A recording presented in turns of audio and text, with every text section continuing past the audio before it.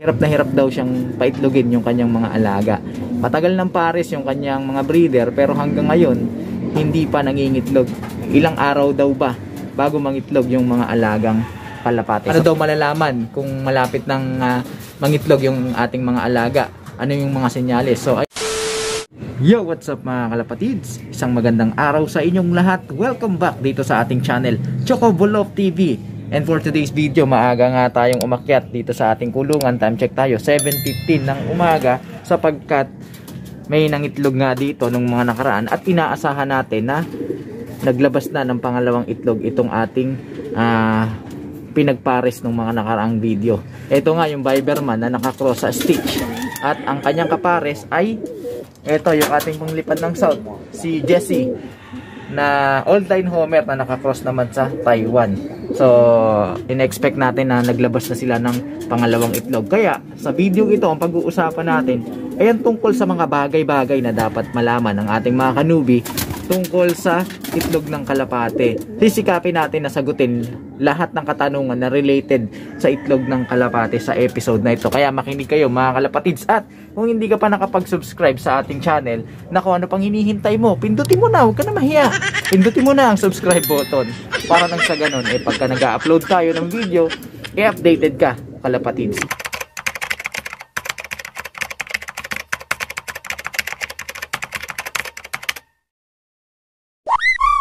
Alright mga kalapatids, habang lumilipad yung ating mga alagang ibon dun sa taas, nandito naman yung isang naiwan dahil nga naglilimlim siya. At pag-uusapan nga natin ay tungkol sa itlog mga kalapatids, dahil meron tayong isang kalapatids na si Sir Dominic. Hirap na hirap daw siyang paitlogin yung kanyang mga alaga. Matagal ng pares yung kanyang mga breeder pero hanggang ngayon hindi pa nangingitlog. Ilang araw daw ba bago mangitlog yung mga alagang kalapate? So dito muna tayo nakakangawit. Yan, nagbibilad yung ating inakay. Yan nga mga kalapatids, balik tayo dun sa ating pinakapaksa. So tatalakayin natin yan. Ilang araw ba bago mangitlog yung ating mga alagang ibon? Ulit mga kalapatids na nanonood, hindi tayo eksperto, hindi tayo veterano pagdating sa larangan ng pag-aalaga ng ibon. Sinasagot lang natin yung ilang mga katanungan ng ating mga kanyubi batay sa ating karanasan at siyempre sa mga kaalaman na rin na ating natutunan. So ito, balik tayo mga kalapatids. So ganito yan mga kanubi, kapag ka nakita nyo yung inyong mga breeders na nagkastahan na or nagmate na sila, bumilang kayo ng 8 hanggang 10 araw. Within that period mga kalapatids, mangingitlog yung inyong mga alagang breeder. Kapag ka may itlog na nga yung ating mga alaga, bilang kayo ng 18 to 21 days bago yan mapisa. So yun ang ating period ng incubation. Meron kasi mga factors na nakakaapekto bakit matagal mangitlog yung ating mga alagang breeders o yung hen. Unang-una nga sa mga factors na nakakaapekto mga kalapatids ay yung edad o yung age ng ating mga alagang breeders. O baka masyadong mas bata kasi yung alinman dun sa dalawang pinagpaparis nyo, o kaya naman baka masyadong mas matanda. Alam nyo kasi mga kalapatids na kanyubi, ang average na sexual maturity ng ating mga alagang ibon ay 7 months. Although hindi porke below 7 months hindi na kaya mag-produce ng itlog, kaya pa rin nila mga kalapatids. Yung 7 months pataas kasi mga kalapatids, yun yung pinaka-prime nila para makapaglabas ng itlog na malusog at quality. At syempre habang tumatanda at nagkakaedad yung ating mga alagang ibon, bumababa yung kanilang fertility rate. So hindi rin maganda yung masyadong matanda mga kalapatids. So ang pinaka-ideal siguro 7 to 2 years, 3 years, mga ganyan. Pwede pa yan mga kalapatids. Yun yung pinakamagandang panahon para i-breed yung ating mga alaga. Ikalawang factors na nakakaapekto sa pag-itlog ng ating mga alagang breeder yung nutritional intake mga kalapatids. Baka naman kasi kulang sa sustansya yung ating mga alaga. Alam nyo kasi yung mga ibon mga kalapatids, meron yan tinatawag na automatic memory. Kumbaga alam nila kung anong pangangailangan ng pangangatawan nila in a certain period of time. Halimbawa, nagbe-breed ka, mapapansin mo yan. Kapag nagbe-breed ka, ang kinakain nila mga kalapatids, yung peas, yung mga matataas sa protina. Kasi nga, kailangan ng katawan nila yun. At tumutukaya ng grits o kumakain ng mga bato yan. Kasi nga, gusto nilang madagdagan yung supply ng kanilang calcium sa katawan. Na yun ang gagamitin nila sa pagbuo ng quality na eggshell ng kanilang mga itlog. So, ganun yan. Kapag ka naman ang ibon, pansinin niyo, nagpaparonda kayo lagi at panglipad during training sa racing, madalas ang kinipili niyan yung mga corn, yung mga carbohydrates, grain na pinapakain natin. So alam nila kung ano yung makabubuti sa kanila, mga kalapatids. Kaya kung kulang sa sustansya yung ating mga alaga at sila ay mangingitlog or nakatakdang mangitlog, so isang factors yon para makasagabal o makahadlang para mangitlog ng mabilis yung ating mga alaga. So ikatlo, mga kalapatids, yung kanilang kapaligiran. Baka naman kasi yung kulungan natin napapaligiran ng mga predator, o madalas may naririnig silang mga huni o tunog ng mga predator.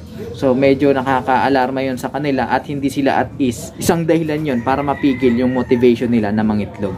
Sunod na factors, mga kalapatids, yung stress. Nako, napakalaking impluwensya niyan sa ating mga alaga. Kung ang stress ay may malaking kinalaman sa pagkakaroon ng sakit ng ating mga alaga, syempre ganun din sa pangingitlog ng mga yan. Panghuli, mga kalapatids, yung tinatawag na infectious diseases.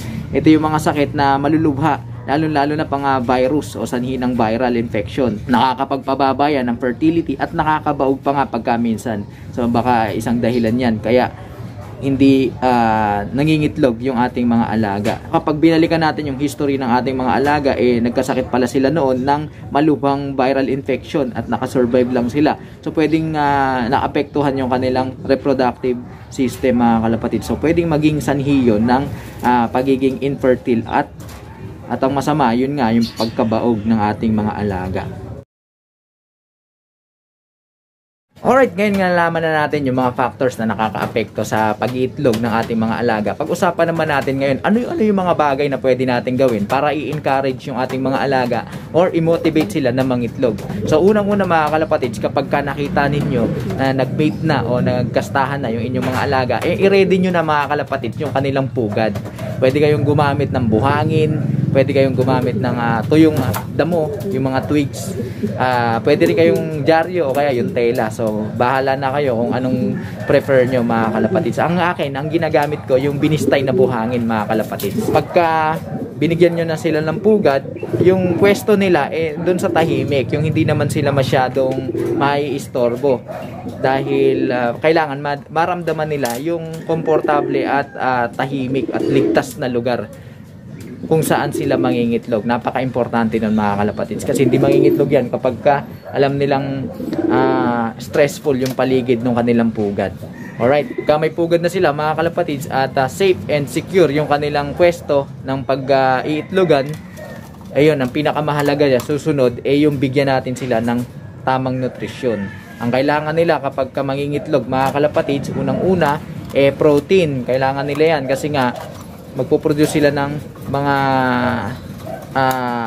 itlog, and eventually magsusubuyang mga yan. So mababawasan yung kanilang pangangatawan, papayat yan, babagsak yung kanilang pangangatawan. So kailangan nila ng protein. Ano ba yung protein na yan? Tumutulong yan para manatili na maganda yung kondisyon ng kanilang mga muscles at mga tissue o ano pa man sa buong kanilang katawan.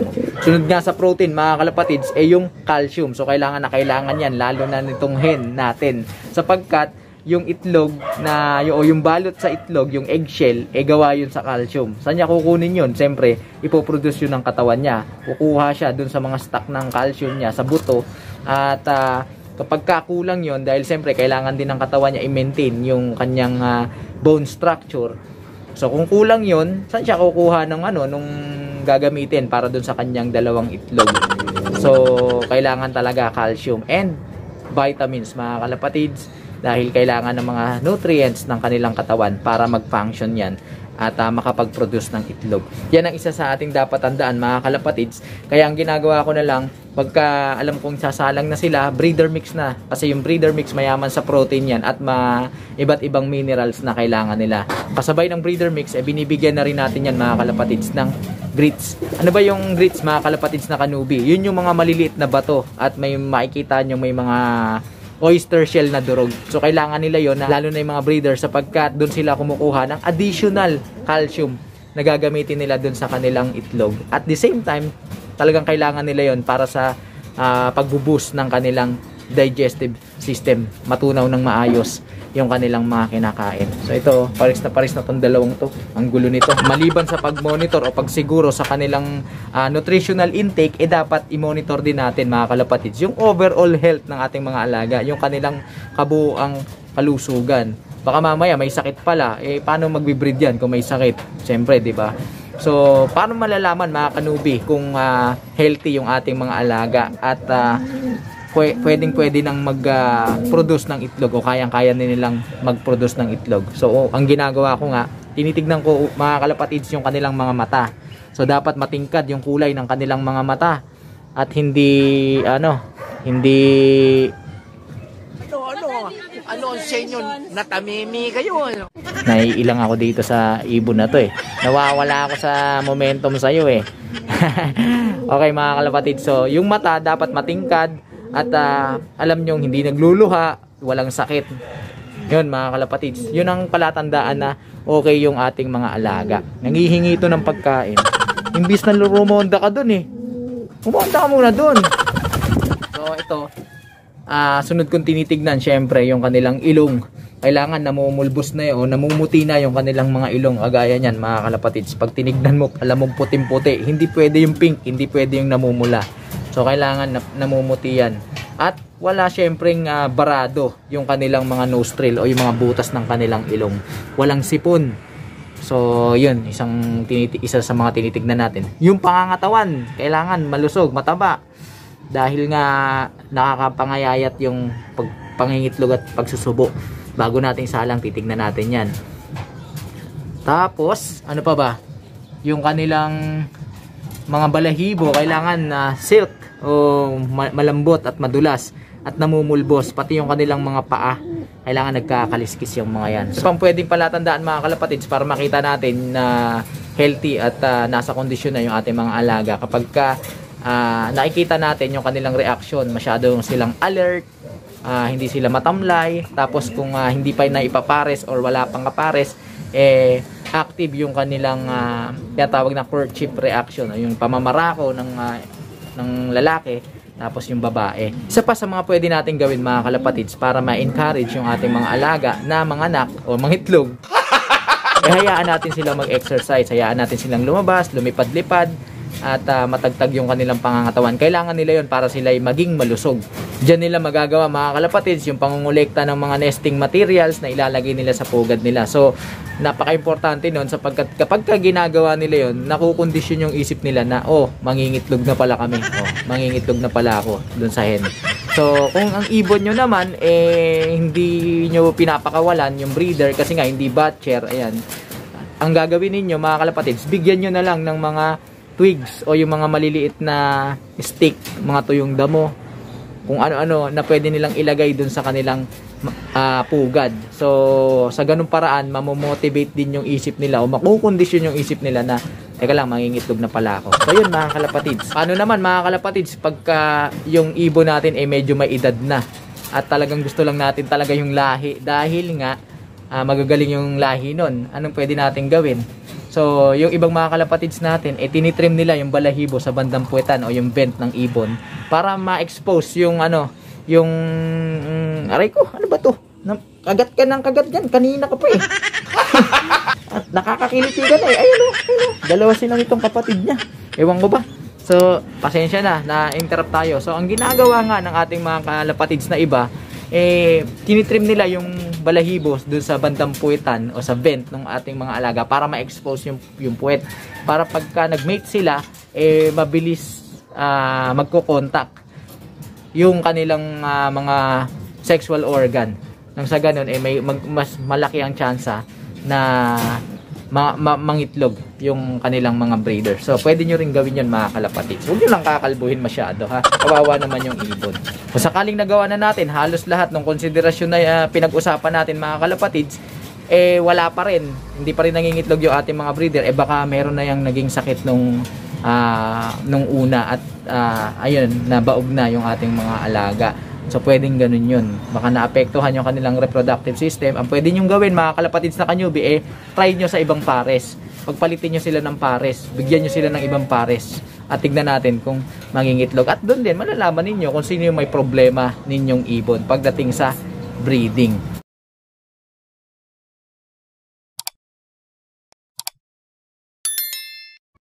Dumako naman tayo doon sa isang tanong ng ating kalapatid na si 3-4. Paano daw malalaman kung malapit ng mangitlog yung ating mga alaga? Ano yung mga senyales? So ayan, nakikita nyo yung hen na yan. Pagka gumaganyan ng ibon nyo, isang senyales yan mga kalapatids. Pagka yung parang nagkakalahig na ewan mo kung anong ginagawa. So isang senyales yan na maaari ng mangitlog yung ating alaga o malapit ng mangitlog yung ating mga alagang hen. Isa pang senyales mga kalapatids, madalas nang umuupo yan sa kanilang pugad at hindi na masyadong kumakain ng marami. Kakain, ilang tuka lang, tapos aalis na yan, okay na yan, babalik na dun sa pugad. So isang senyales yon. Isa pang senyales mga kalapatids yung pagka dumudumi sila buo-buo na at marami na, o ganun na yung dumi nila, yung parang sabog, minsan basa na sobrang dami. Tapos minsan naman yung parang sobrang buo pero napakalaki. So ganun, isang senyales yon mga kalapatids na malapit ng mangitlog yung ating mga alaga. At syempre pagka nakikita nyo yung ating cock o alin man sa kanila, yung hen o yung cock naghahakot ng mga nesting materials, alam nyo na malapit ng mangitlog yung ating mga alaga. So yun mga kalapatids, sana nasagot natin yung mga katanungan ng ating mga kalapatids na kanubi. Baka makalimutan ko pa. Isang malupit na shoutout kay Sir Dominic. Shoutout sa iyo sir. At kay Sir Ryan Paul. Sir, maraming pong salamat sa inyong kabaitan at sa pagdalaw dito sa atin. Meanwhile, Walan Jo, mukhang nasa litsihan tayo nitong barakong ito At kaya nga natin to ihiniwalay sa kanya dahil nga gusto natin mapahinga muna to at makabawi. Kaya lang siguro nung sinama-sama natin silang paliguan dito sa ating flyers loft, nagawa nito yung kanyang hindi dapat gawin, nagawa yung krimen. At yun, kung sakaling mangitlog to, bahala na, siguro pamimigay na lang natin yan sa ating mga kalapatids na nangangailangan. At ang mahalaga, sa episode na ito may natutunan kayo sa ating ginawang kwentuhan. Kaya patuloy pa tayong sasagot sa mga katanungan ng ating mga kanubi sa mga susunod na episode. Kaya nako, kung hindi ka pa nakapag-subscribe, ano bang hinihintay mo? Nako, baka mamaya mag-overfly ang ibon mo. Joke lang yun mga kalapatids. Mag-subscribe ka na kasi at i-hit mo na ang notification button para nang sa ganun updated ka sa tuwing nag-upload tayo ng video. At bigyan mo na rin ako ng thumbs up para nang sa ganun lalo tayong ma-inspire gumawa ng ganitong mga video. At mag-comment ka kung meron kang katanungan o kaya reaction, pwede rin negative reaction. At kung nagustuhan mo ang video, share mo na rin mga kalapatids para nang sa ganun marami pa ang maabot ng ating programa. Kung nakapag-subscribe ka na, nakapag-like ka na, nakapag-comment ka na, ayos na ayos yan mga kalapatids. Dito lang sa ating channel Chocobolo TV para sa tuloy-tuloy na kwentuhan ng kapupulutan ng mga kaalaman. Paano mga kalapatids, hanggang sa muling pagkikita. Paalam.